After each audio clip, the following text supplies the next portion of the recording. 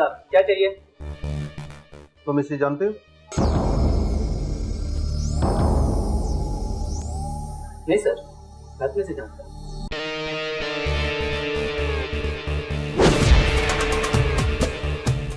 हम सीआईडी से हैं। सच सच बताओ, ये कहाँ है? अदरवाइज ना तुम रहोगे और ना तुम्हारा रेस्टोरेंट।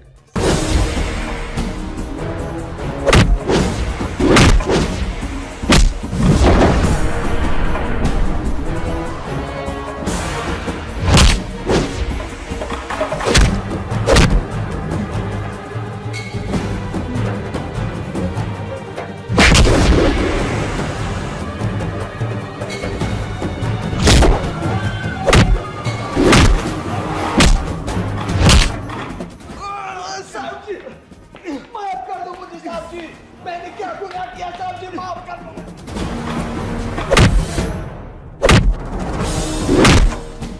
छोड़ दो मुझे, छोड़ दो, मैं इसका खून पी जाऊंगा।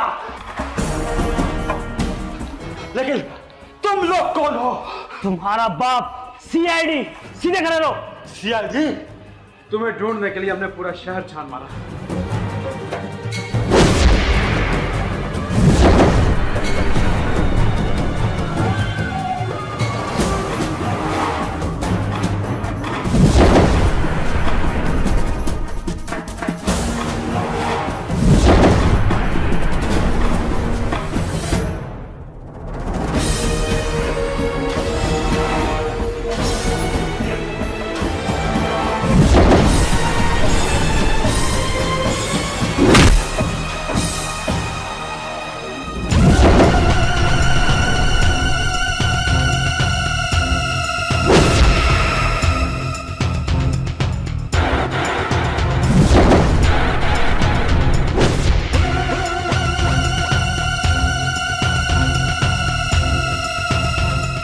कहां तक भागोगे? सीआईडी का जाल फौलाद से भी मजबूत है। इससे निकलना मुश्किल ही नहीं, नामुमकिन है।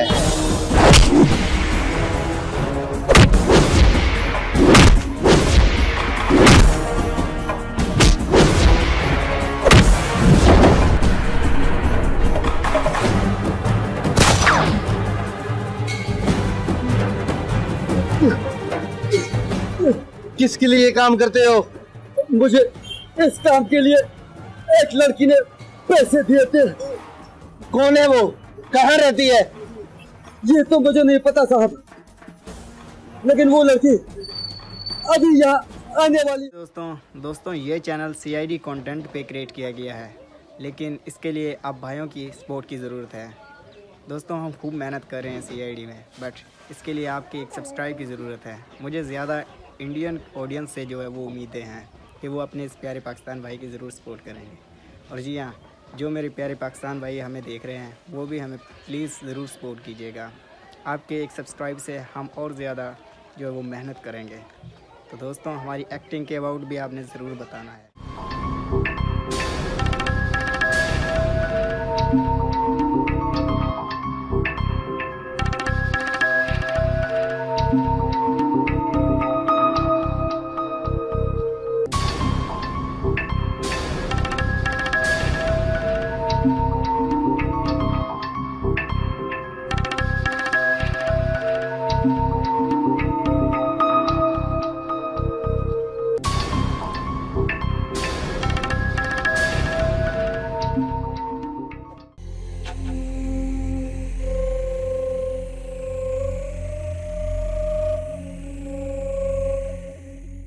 इतना लेट क्यों आई यार? बस वो रश था तो इसी वजह से हो गए लेट। 2 टिश्यू ला दो, हाथ साफ करना है।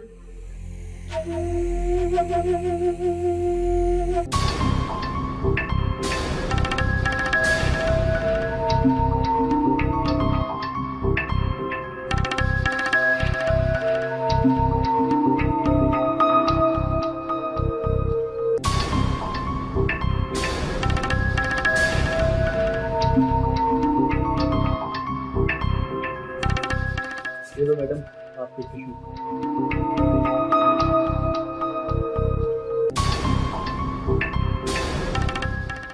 माफी है, मैं आपका झूठा सुनना चाहती हूँ। कौन है आप लोग? सीआईडी। सीआईडी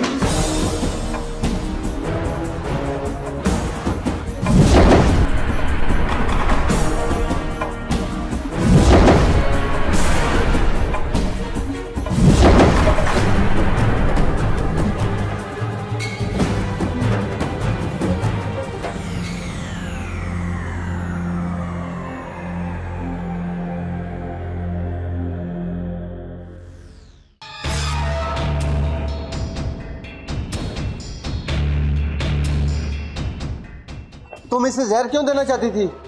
इसे क्यों मारना चाहती थी? सच सच बताओ। मैं झूठ नहीं बोल रही, मैं नशा करती हूँ। इसका इल्म मेरे घर वालों को नहीं है।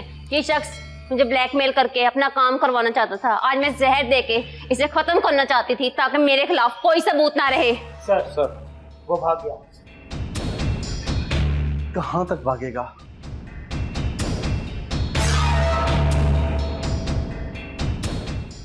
कौन है ये और कहां पे रहता है? इसका नाम नवाज है, टाउनशिप के फैक्ट्री एरिया में रहता है।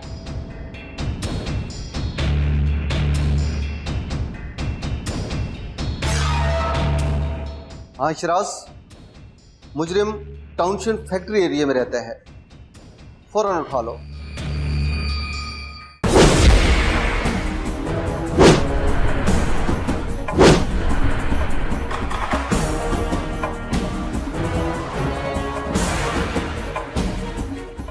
फैल जो इन गलियों में, हमें हर हालत में मुजरिम चाहिए। सर।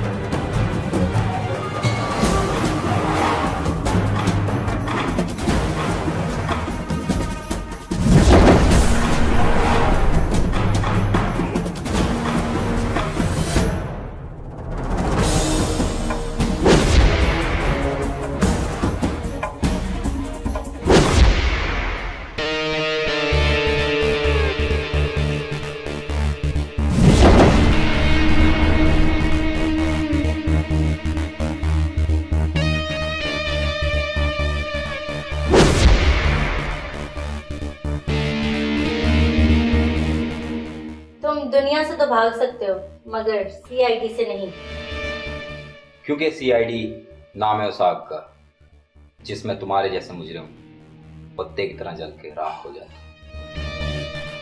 लगता है तुम्हें सीआईडी का मतलब नहीं मालूम। मैं बताता हूं। Crime, investigation division.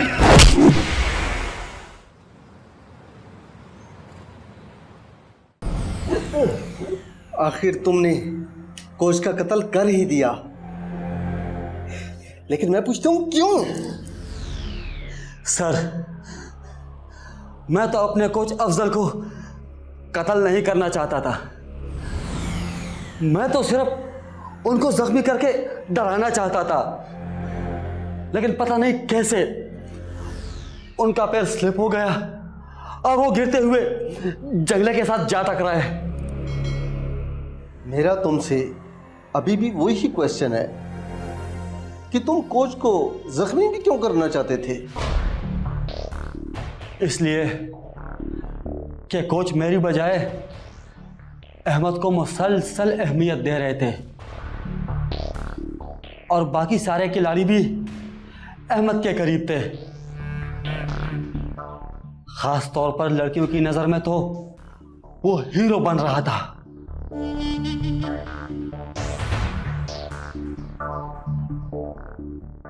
मैंने कोच को कायल करना चाहा,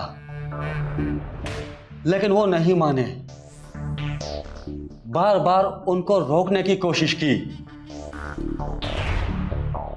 मैं कोच की बजाय अहमद को लंगड़ा करना चाहता था, जिसके लिए मैंने पूरी मंसूबाबंदी की थी। उस रोज जब अहमद और कोच प्रैक्टिस के लिए ग्राउंड में गए तो अस्सलाम वालेकुम सर। वालेकुम सलाम। अहमद क्या हाल है, कैसे हो? अल्हम्दुलिल्लाह सर। अहमद आज बड़े खुश नजर आ रहे हो, क्यों ना हम दोनों में आज मुकाबला हो जाए? नहीं नहीं सर, आप मेरे सीनियर हैं, मैं आपसे मुकाबला नहीं कर सकता। खेल में सीनियर जूनियर नहीं देखा जाता बेटा, खेल में सिर्फ सलाहियत देखी जाती है। सर फिलहाल मैं हारने के मूड में नहीं हूँ, अगर आपसे जीत भी गया तो मुझे अच्छा नहीं लगेगा। अरे बेवकूफ, तुम्हारी जीत में ही तो मेरी जीत छुपी है। आज ऐसा करते हैं, और मैं तुम्हारे जूते पहनता हूँ, तुम मेरे जूते पहन लो। लेकिन ऐसा क्यों सर? जब तुम मेरे जूते पहनोगे तुम्हें एतमाद आएगा, और यही चीज मैं तुम्हें देखना चाहता हूँ। Okay sir.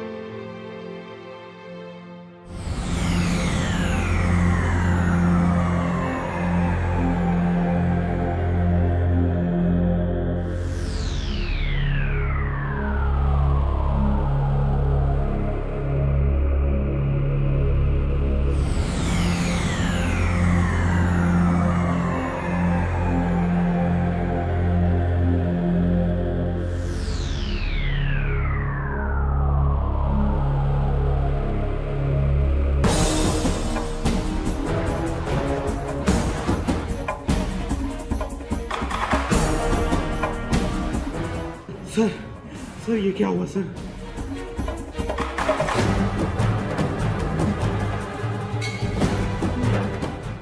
कल हमला और आज मौत, इसमें जरूर किसी की साजिश है। फौरन सीआईडी को फोन लगाओ।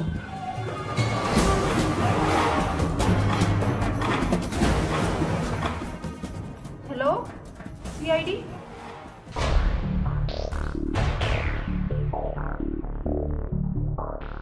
बदबख्त इंसान, तुम झूठे हो। तुमने ही उसको कत्ल किया है, लेकिन जो काम तुम खुद कर सकते थे उसमें इन दोनों को क्यों इन्वॉल्व किया? मुझे अपने प्लान पर अमल करने के लिए एक और साथी की जरूरत थी। इत्तेफाक से मुझे सोफिया की कमजोरी का पता चला। यह नशा करती थी और इसकी नशा करने वाली आदत का इसके घर वालों को इल्म नहीं था। मैं चाहता था कि यह अहमद को किसी तरह काबू करके उसे टूर्नामेंट में शिरकत करने से रोके, जिसके लिए मैंने इसे ब्लैकमेल किया। और सोफिया, तुम एक नशे की खातिर तुमने इसका साथ दिया? तुम्हें मालूम है कत्ल की सजा क्या होती है? मैं मजबूर थी, लेकिन मैं किसी कत्ल का हिस्सा नहीं बनना चाहती थी, जिसके लिए मैंने घर से ज़ेवरात और नकदी चुराकर नवाज को दिए ताकि ये मेरी जगह काम कर सके। तुम जैसे लोग बिकाऊ होते हैं जो दौलत की खातिर कुछ भी करने के लिए तैयार है। बताओ वो कहाँ है जेवरात और नकद रकम? वो केस जो मैं लेके भागा था, जिसमें जेवरात और नकद रकम थी।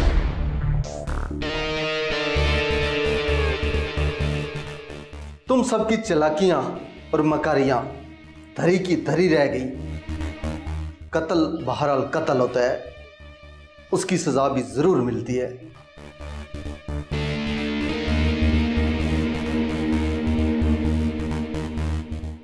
ले जाओ इन दिनों को अदालत के सामने पेश करो ताकि मकतूल के वरसा को इंसाफ मिल सके।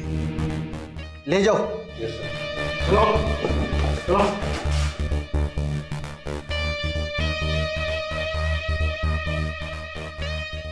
अरे सर, ये केस तो हमने चुटकियों में हल कर लिया, ज्यादा मेहनत ही नहीं करनी पड़ी। नहीं, ये केस अभी हल नहीं हुआ।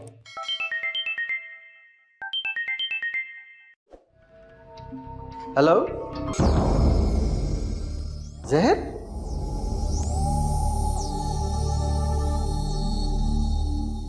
इस कहानी में एक नया ट्विस्ट। लेबोरेटरी की रिपोर्ट के नए इंकशाफात। क्या बात है डॉक्टर साहिबा, इमरजेंसी में कैसे याद कर लिया? हम तो समझ रहे थे कि केस खत्म हो चुका है। ये केस खत्म नहीं बल्कि अभी शुरू हुआ है। कोच की मौत किसी हादसे की वजह से नहीं हुई, बल्कि जहर की वजह से की गई। जहर? कैसे जहर? ये एक बहुत ही खतरनाक किस्म का जहर है जो सिर्फ और सिर्फ 30 सेकंड में अपना असर दिखाता है। आपका मतलब है कि इन्हें जहर दिया गया था, लेकिन ये जहर किसने दिया और कैसे दिया? मरने वाले के पाँव के अंगूठे में एक छोटा सा निशान पाया गया है, जो एक जहरीली सुई का निशान है, जो इस अंदाज से उसके जूते में लगाई गई कि सीधी उसके अंगूठे में लगी, और चंद ही लम्हों में उसकी आंखों के आगे अंधेरा छा गया और वो गिर गया। तो इसका मतलब है कि इस केस में कोई और भी शामिल है, और यकीनन ये कोई अपना ही हो सकता है। इसका खोज लगाना होगा। सर, अब जहां से चले थे वहीं आ खड़े हो।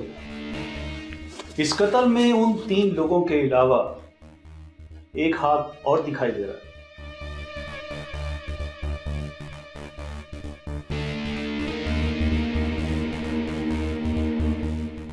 एक धक्का देने वाला, दूसरा जहर देने वाला। लेकिन सवाल ये पैदा होता है कि वो जूते तो अहमद के थे और कोच ने मुकाबला होने से पहले जूते अहमद से एक्सचेंज किए थे। सर, इससे तो यही जाहिर होता है कि मारने वाले का निशाना कोच नहीं अहमद था, और अगर जूते तब्दील ना हुए होते तो कोच की जगह पे अहमद मर सकता था। ऑफ कोर्स, अब हमें अहमद के करीब दीगर लोगों से तफ्तीश करना होगी। सर, अहमद की दोस्त अफशा और उसकी मंगेतर आसमा, वो भी तो इस केस का हिस्सा हो सकते हैं। और सर, ये भी तो हो सकता है कि इसमें अहमद की कोई चाल हो। शिराज, शक तो किसी पर भी किया जा सकता है, लेकिन सीआईडी टीम शक के बजाय सबूत पे यकीन रखती है। सर, एक और बात याद आई। मुकाबले की ट्राई से कबल कोच और अहमद ने अपने जूते सर्विस के लिए दिए थे। गुड। हो सकता है कि वहां पर कोई गड़बड़ हुई हो। हो सकता है। अब आप लोग चेक करो कि सर्विस कहां से करवाई गई थी। अस्सलाम वालेकुम। वालेकुम अस्सलाम। क्या नाम है आपका? मेरा नाम नज़ीर है। और कब से ये काम कर रहे हो? ये हम जद्दी पुश्ती काम कर रहे हैं। लेकिन आप कौन हैं? हम सीआईडी से हैं, जो पूछेंगे ठीक तरह से बताना, वरना तुम जूते मुरम्मत करते हो और हम इंसानों की मुरम्मत ठीक तरह से करते हैं। अफजल को जानते हो, जो गोल्फ कोच है? जी हाँ सर, वो कई सालों से हमसे ही जूते खरीदते हैं और मुरम्मत के लिए भी हमारे पास ही आते हैं। वो हमारे पक्के गाहक हैं। लेकिन आपके उस पक्के गाहक की मौत हो चुकी है, अब वो मर चुके हैं। वो कैसे? छोड़ो इस बात को, ये बताओ कि उनके जूते तुम सर्विस करते हो? जी, मेरा शागिर्द है आफ्ताब, उसने उसके और अहमद साहब के जूते सर्विस किए थे। लेकिन बात क्या है? आफ्ताब कहाँ है? वैसे तो वो देर तक काम करता है, लेकिन आज उसकी तबीयत ख़राब थी, वो जल्दी चला गया है। तुम्हारे पास उसका पता है? जी मैं देता हूँ।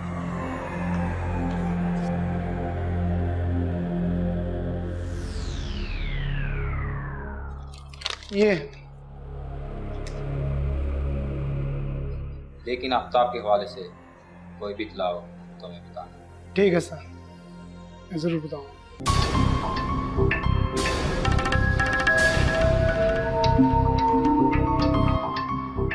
आफ्ताब, तुम्हारे ग़ुरूब होने का वक्त आ गया है।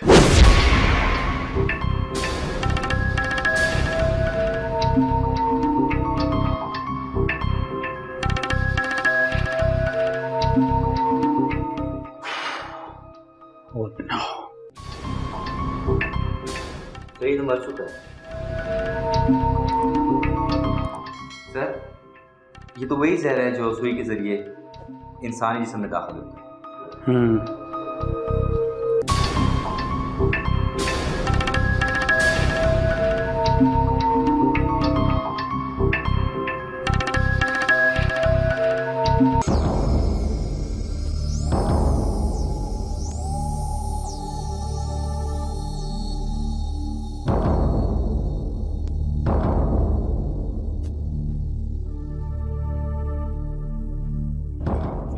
इतने लंबे बाल ये किसी मर्द के नहीं हो सकते। क्या इसमें कोई लड़की तो मुलविस नहीं? एसपी साहब को बताना पड़ेगा। आपके ख्याल में ये बाल किसी मर्द के हैं या किसी औरत के? सर गोल्फ खेलने वाले बहुत से लड़कों के बाल लंबे थे। सर ये लॉकेट भी यकीनन किसी लड़की का है।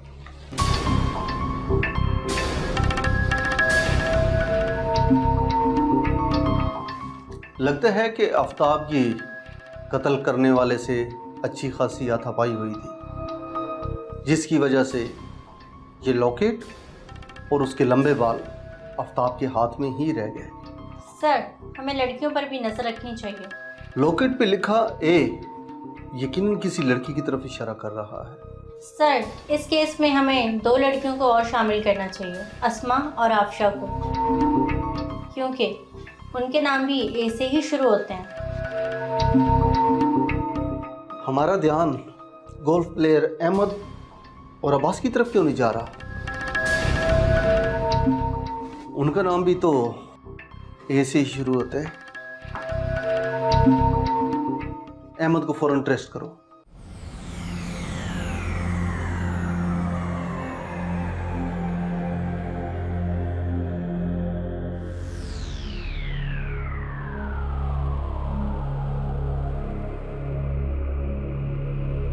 सर आप इस वक्त यहाँ पे हमें बुला लिया था, हम लोग आ जाते। कभी कभी किसी की हाजिरी लगाने के लिए खुद हाजिर होना पड़ता है। मैं समझी नहीं सर, कातिल पकड़ा गया? यही समझो कि कातिल पकड़ा गया है। ये है कातिल जिसने हमें चकमा दे रखा है। इसे गोल्फ क्लब की नहीं जेल की जरूरत है। क्या मतलब? आप लोग ये क्या कह रहे हैं? मैं भला कोच को क्यों मारूंगा? आफ्ताब के मरने के बाद उसके घर से हमें लॉकेट मिला, उसके ऊपर ए लिखा हुआ था। अच्छा, तो क्या आफ्ताब कत्ल हो गया? मैं जानता हूँ कि वो लॉकेट किसका है और आफ्ताब को किसने मारा है। जबरदस्त, तुम्हें बहुत जल्द याद आ गया कि आफ्ताब और कोच को किसने कत्ल किया। पहले तो तुमने नहीं बताया। जल्दी बताओ, इसका कातिल कौन है? सर मैं आपको सब कुछ सच बताता हूँ।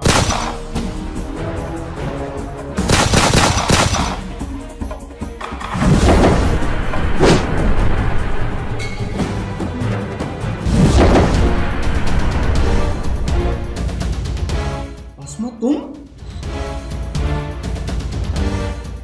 तुमने अहमद को गोली मारी, जो तुम्हारा मंगेतर है?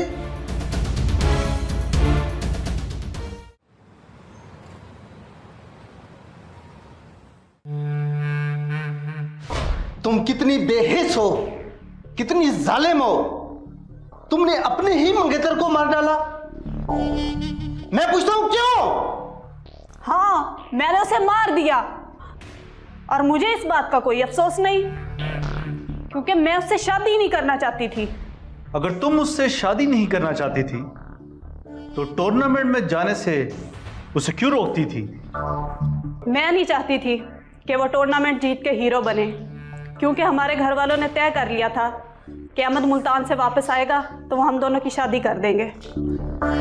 अगर तुम शादी नहीं करना चाहती थी तो इनकार कर देती। तुम्हारी ख्वाहिश और गलत फैसले की वजह से 3 कीमती जानें जाया हुई हैं। मैं पूछता हूं क्यों? अहमद के साथ जो हुआ वो अपनी जगह, लेकिन कोच अफजल को क्यों मारा? मैं और अब्बास एक दूसरे को पसंद करते हैं और एक दिन हम तन्हाई में बैठे थे कि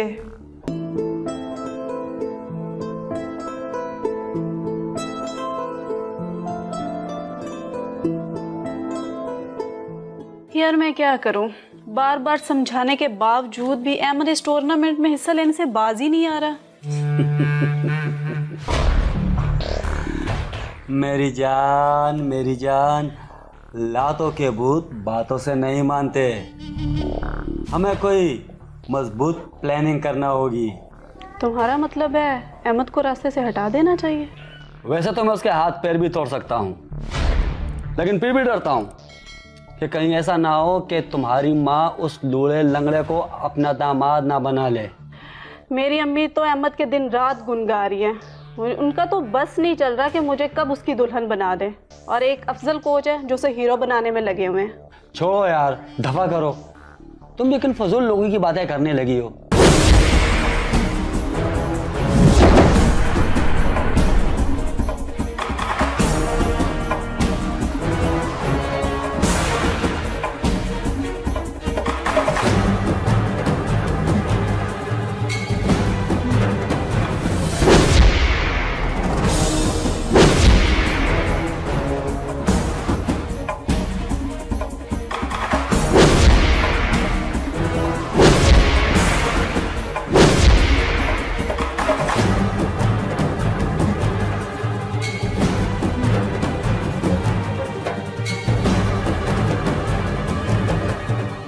आप बगैर इजाजत किसी के घर में क्यों आए? मैं यहां से गुजर रहा था, सोचा आसमा से मिलता चलूं, और दरवाजा भी खुला था, तो मैंने सोचा अंदर जाके देख लेता हूं। और वैसे भी जहां इतनी गैर अखलाकी हरकत हो रही हूं, वहां किसी इजाजत की जरूरत नहीं होती। कुछ भी हो, आपको इस तरह अंदर नहीं आना चाहिए था। अच्छा हुआ आज तुम दोनों की हकीकत मेरे सामने खुल गई। मैं रोज अहमद से तुम्हारी शादी के बारे में बात करता था। अब मैं उसको बताऊंगा कि इस लड़की से शादी न करना और उसे तुमसे दूर रखने की पूरी कोशिश करूंगा। रुक जाइए सर।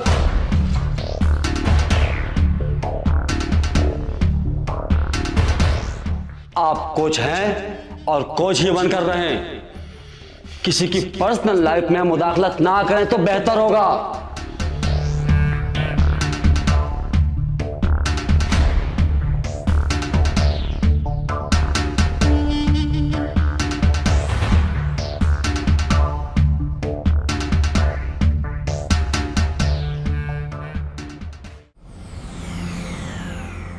अजीब बात है, कोच अफजल के कत्ल का इतराफ अब्बास भी कर रहा है और तुम भी। आखिर कौन किससे बचाना चाह रहा है? जनाब, आप मेरा यकीन करें, मैं बिल्कुल सच कह रहा हूं। कोच अफजल को मैंने कत्ल किया है। नहीं, बिल्कुल झूठ। मेरा शिकार अहमद था, जिसे ख़त्म करने के लिए मैंने आफ्ताब को लालच देकर उसके जूते में जहरीली सुई रखी थी। पर बदकिस्मती से कोच अफजल ने अहमद से जूते तब्दील करके अहमद की मौत को अपने गले लगा लिया। और फिर तुमने उस बेचारे आफ्ताब को भी मार दिया?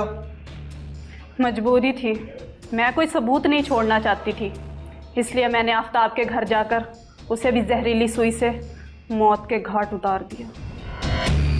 और फिर तुमने अपने होने वाले शोहर अहमद को हमारे सामने गोली मार दी। मेरा काम अभी पूरा नहीं हुआ था। मैं अफशा को भी मारना चाहती थी, क्योंकि अफशा को मेरी तमाम वारदातों का इल्म था और उसने अहमद को सारी तफसील बता रखी थी। और जब अहमद ने मेरे बारे में आप लोगों को बताना चाहा, मैंने उसे भी गोली मार दी। और अब्बास, तुम सिर्फ आसमा की मोहब्बत में इतना बड़ा जुर्म कबूल कर रहे हो? मैं वाकई में आसमा से बहुत मोहब्बत करता हूं, इसलिए तो इसके हर जुर्म की जिम्मेदारी कबूल करना चाहिए। और अब भी मैं इसके हर कत्ल का इत्तराफ करने को तैयार हूं। तो अब आप दोनों की मोहब्बत की बाकी कहानी जेल के सलाखों के पीछे चलेगी। साहब जी,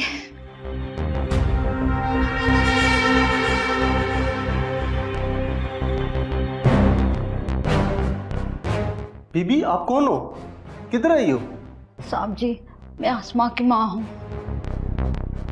और आपसे कुछ कहना चाहती हूँ।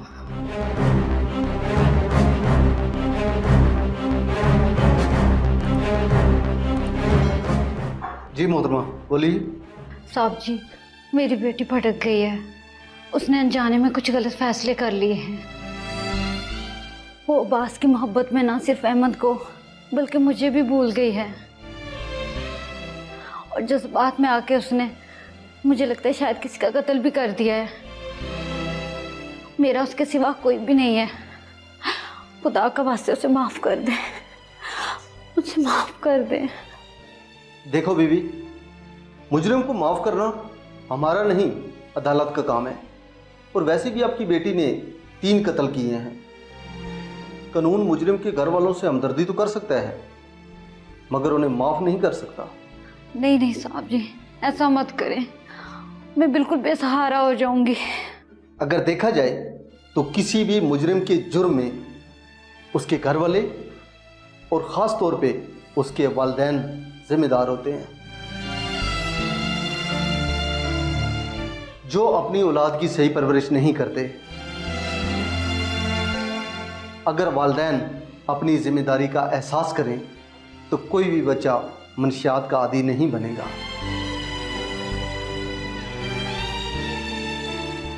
और फिर मुआशरे में ना अब्बास और ना आसमा पैदा होगी।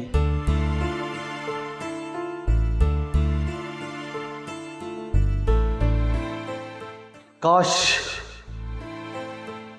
वालिदैन अपने बच्चों की अच्छी परवरिश करें ताकि उनकी जिंदगियां संवर जाए। सिर्फ और सिर्फ अच्छी परवरिश।